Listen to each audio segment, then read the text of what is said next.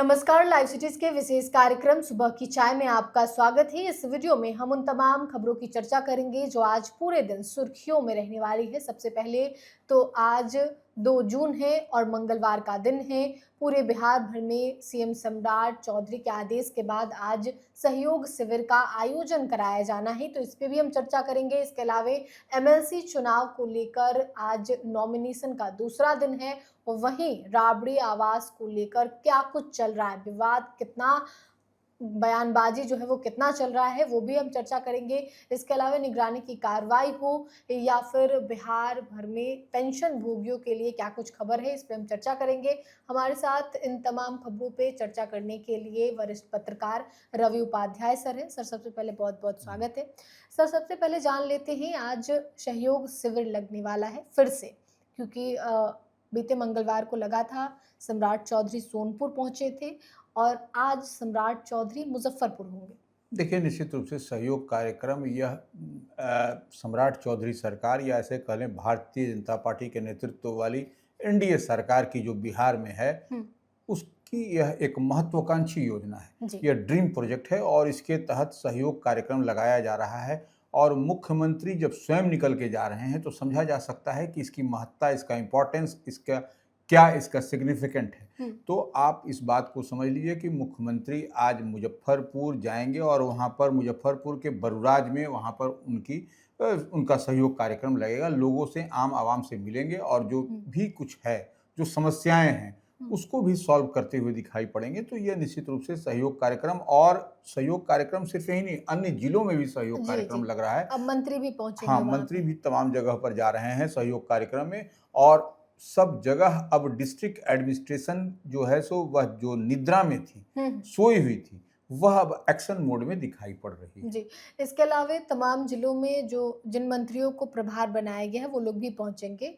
और इसके अलावा सर, बात कर लेते हैं एमएलसी चुनाव को लेकर, आज नॉमिनेशन का दूसरा दिन।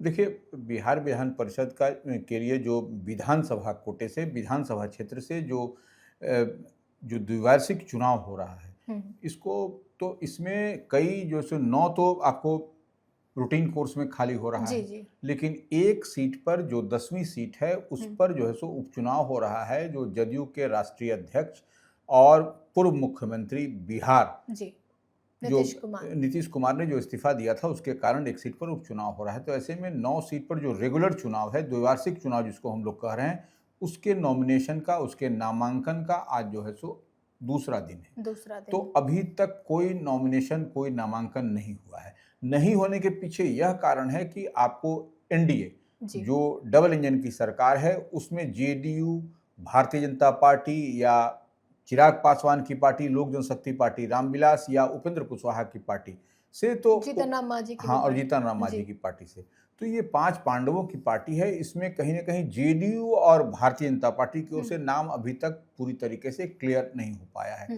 कि किनको भेजना है, किनको नहीं भेजना है। ये उहापोह की स्थिति वहां पर दिखाई चल रही है, नंबर 1। और चिराग पासवान की पार्टी एक सीट पर मिलती है, उसको दिया जाता है, या 2 सीट, 2 सीट की भी चर्चा अंदर खाने में चल रही है कि 2 सीट भी उनको मिलेगा। अब जीतन राम मांझी ने भी, आपने देखा था कि, और कई बार हमने इसको बात को जिक्र किया है, उल्लेख किया है कि जीतन राम मांझी भी सम्राट चौधरी से मिलकर के एक सीट की मांग की है। हालांकि उनके बेटे जो है सो, जो उनके पुत्र हैं संतोष सुमन, वह जो है सो सम्राट चौधरी कैबिनेट में मिनिस्टर हैं, वह भी एमएलसी हैं, वह भी बिहार विधान परिषद के सदस्य हैं, लेकिन एक सीट वह और चाह रहे हैं, एक सीट की और उनकी चाहत है। और उपेंद्र कुशवाहा के बेटे तो सम्राट चौधरी कैबिनेट में मिनिस्टर हैं, लेकिन किसी सदन के सदस्य नहीं हैं, दीपक प्रकाश, तो उनका आरएलएम के कोटे से जाना तय है। माने जब भी नॉमिनेशन होगा उनका नॉमिनेशन हो जाएगा और भारतीय जनता पार्टी ही उनको भेजेगी। निशांत कुमार का भी होगा, निशांत कुमार का भी होगा, जो नीतीश कुमार के पुत्र हैं, वह भी सम्राट कैबिनेट में मिनिस्टर हैं। तो एक ये सब 2-3 जो चेहरे हैं वह स्पष्टता के साथ दिखाई पड़ रहा है क्या होगा। लेकिन आरजेडी की ओर से उहापोह की स्थिति है कि सुनील सिंह जो सिटिंग एमएलसी हैं वह जाएंगे, या मोहम्मद फारूक सिटिंग एमएलसी हैं वह जाएंगे। अब इनमें से जो उहापोह की स्थिति बनी हुई है कि अब जो है सो लालू प्रसाद यादव अपने बड़े बेटे जो तेज प्रताप यादव, उनको भेजेंगे। वह मानते हैं कि नहीं, क्योंकि मान मनोबल चल रहा है। अब वो मानते हैं, नहीं मानते हैं, उनकी पार्टी का विलय होगा, नहीं होगा, या फिर वह अलायंस बन करके, माने जो पार्टनर बन करके वह, तो यह एक अजब की स्थिति आपको आरजेडी में दिखाई पड़ रही है। आरजेडी का या फिर आरजेडी क्या करता है और तेजस्वी यादव इस बीच है नहीं है वो तो ये भी एक बड़ी बात है। और लालू प्रसाद यादव आप जान रहे हैं कि सिंगापुर है। सिंगापुर अपने स्वास्थ्य कारणों से गए हुए हैं, हम्म। तो यह एक गैप दिखाई पड़ रहा है। हालांकि अभी तक देखिए दूसरा दिन है, अभी और नॉमिनेशन अभी के दिन बाकी है, विशेष है। तो इस लिहाज से समझिए कि अब आरजेडी का अगर यदि क्लियर झंडी मिलती है एक सीट के लिए तो कौन होगा यह भी देखने वाली ये भी बात है। देखने लेकिन वाली। उहापोह की स्थिति आरजेडी के अंदर दिखाई पड़ रही है। दिखाई पड़ रही है। इसके अलावा सर एमएलसी चुनाव के बारे में ही जान लेते हैं।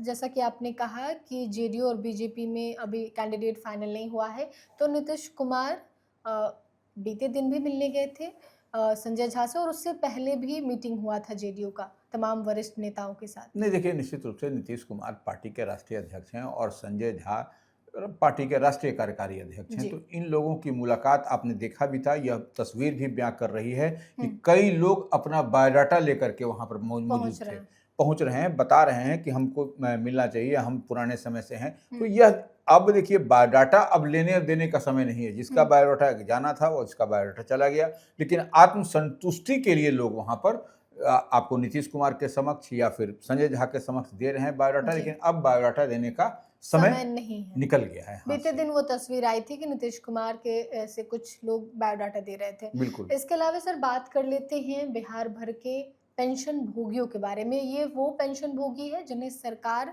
सामाजिक सुरक्षा पेंशन के तहत पेंशन देती है 1100 रुपये। उनको लेकर कल बीते शाम सीएम सम्राट चौधरी एक बैठक करते हैं और बैठक में उन्होंने कहा है कि 10 तारीख जो डेट फिक्स किया गया था उस डेट पे आपको पैसा दे देना है। देखिए, सामाजिक सुरक्षा पेंशन, यह सामाजिक सुरक्षा पेंशन के नाम से ही आप समझ सकते हैं कि क्यों पेंशन की राशि क्यों 1100 रुपये दी जा रही है। सामाजिक सुरक्षा, आपकी सुरक्षा के लिए, समाज के लिए सुरक्षा के लिए यह 1100 रुपये आपको जीवन यापन के लिए यह एक भत्ते के रूप में या एक पेंशन जिसको समझ लीजिए वो मिलता है। तो इसकी तारीख मुकम्मल है कि 11 तारीख तक इसको भुगतान कर देना है।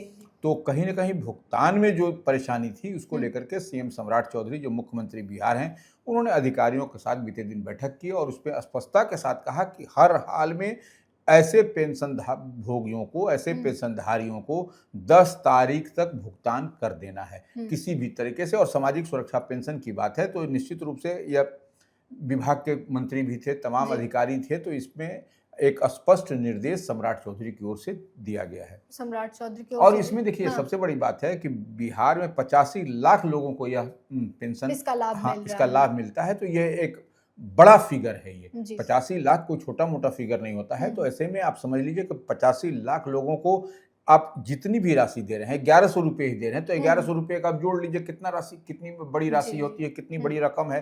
तो ये एक बड़ी राशि सरकार के खजाने से निकलती है। तो इतनी बात आप मान के चलिए कि सरकार का खजाने की क्या स्थिति है वह भी किसी से छुपी हुई बात नहीं जी।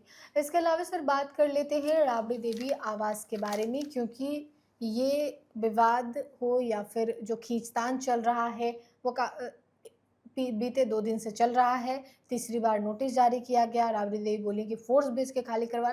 इस पर आरजेडी और बीजेपी एक बार फिर आमने सामने हुई है। नहीं देखिए, आरजेडी की ओर से स्पष्टता के साथ राबड़ी देवी के बयान के बाद अब कुछ बचता नहीं है कि हमको सम्राट चौधरी की फोर्स बुला करके खाली करवा दे। तो ये देखिए, जब राबड़ी देवी ने यह कह दिया और इतनी बात मान के चलिए कि अब जो है सो लड़ाई सामने आमने की होगी। और आरजेडी ने बाकायदा प्रेस कॉन्फ्रेंस करके तमाम अब्दुल बारी सिद्दीकी, मंगनी लाल मंडल समेत अन्य पार्टी के वरिष्ठ नेता ने प्रेस कॉन्फ्रेंस करके सवाल खड़ा किया है कि राबड़ी देवी जो है सो से जो मकान और बंगला 10 सर्कुलर रोड जो सरकारी आवास है वह खाली करने की बात, तो यह लोकतंत्र पर एक तरीके से हमला है। और इतनी ही बात नहीं, देखिए यह लोकतंत्र पर हमला है तो ठीक है, यह पॉलिटिकल लाइन और लेंथ हो सकता है, लेकिन अब आरजेडी की ओर से, विपक्ष की ओर से यह कहा जा रहा है कि आप राबड़ी देवी का बंगला तो खाली करवा रहे हैं, तो नीतीश कुमार का बंगला क्यों नहीं, जीतन राम मांझी का बंगला क्यों नहीं, उपेंद्र कुशवाहा का बंगला क्यों नहीं, और संजय झा का बंगला क्यों नहीं। तो ऐसे